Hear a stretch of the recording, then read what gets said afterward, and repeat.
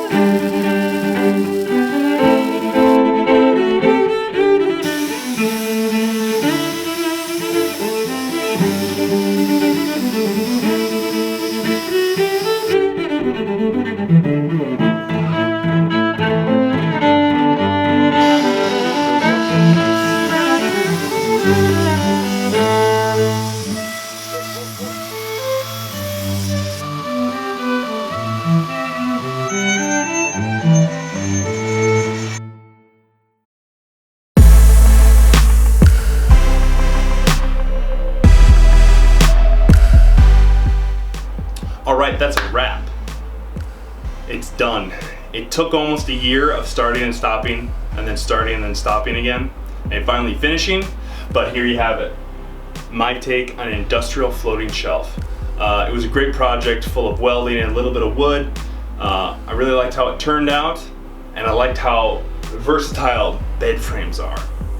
They're very versatile, especially the old school ones that are actually got like at least an 1/8 or 3/16 thickness to the angles. So if you like this video, please give it a thumbs up and consider subscribing. Alright, we'll see you in the next one.